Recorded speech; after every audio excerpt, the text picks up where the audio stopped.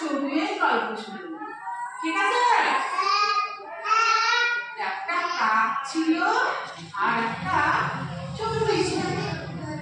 কাকের বাসাটা একটা গাছের ডালে কাকে বাসা করেছে, আর চড়ুই কিন্তু বাসা করেছে একটা বাড়ির ছাদে।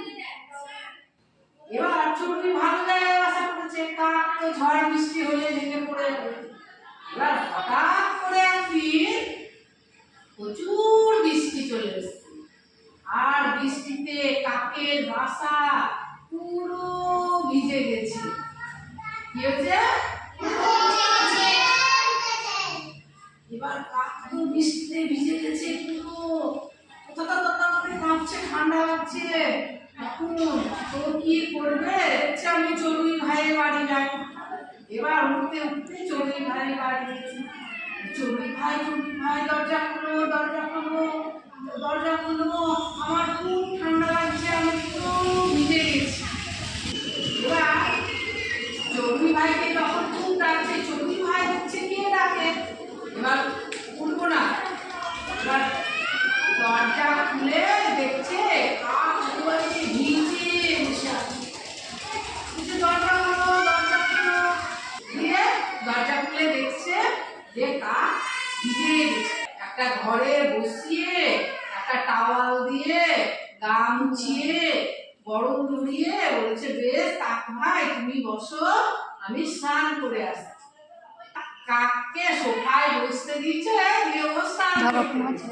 আর কাক তখন দেখছে যে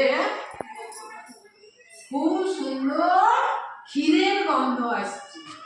চড়ুই ওর বাচ্চাদের জন্য ক্ষীর তৈরি করতে দিয়েছে উনুনে। এবার কাক দেখছে কিসের গন্ধ হচ্ছে দেখি, তখন আস্তে আস্তে ও তো বাথরুমে গেছে, ও গিয়ে দেখছে উনুনে ক্ষীর তৈরি হচ্ছে।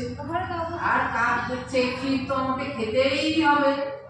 এবার চড়ুই তো নাই, আমি এই ফাঁকে খেয়ে নি।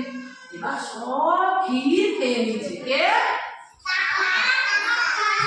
এবার চড়ুই বাথরুম থেকে বেরিয়ে দেখছে কাক ওর সব ক্ষীর খেয়ে নিচ্ছে, ও বাচ্চাকে কি খাওয়াবে?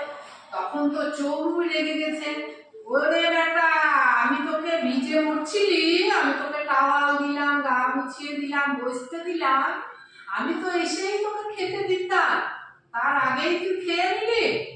ও কি করলো, উনুনে কাঠ জ্বলছিল, সেই কাঠ বের করে এক ছুঁড় মেরেছে কাকে, আর কাকের লেজে আগুন ধরে গেছে। সে কাঠের আগুনে কাকের লেজে আগুন ধরে গেছে। ওরে বাঁচাও বাঁচাও, বললাম আমি মরে যাবো, আমার আগুন ধরে গেছে। যেতে যেতে যেতে কাক মরে গেল। তাহলে কি হলো এখানে, কি বুঝতে পারলাম? হ্যাঁ, না কি বুঝতে পারলাম? যে লোভে পা, বসে পড়ো ওখানে, মানে বসে পড়ো, লোভে পা পাপে মৃত্যু, তাই তো? আমাকে যে জায়গা দিল, সেই লোভ করে ওইটা যদি ও না খায় তাহলে মৃত্যু হয় না। তাহলে লোভে পা পাপে মৃত্যু, দিয়ে মরে গেল। তাহলে যে আমার উপকার করবে তার ক্ষতি আমি করব না। এই গল্প থেকে এটাই বুঝলাম, কেউ যদি আমার উপকার করে তার ক্ষতি করব না। মনে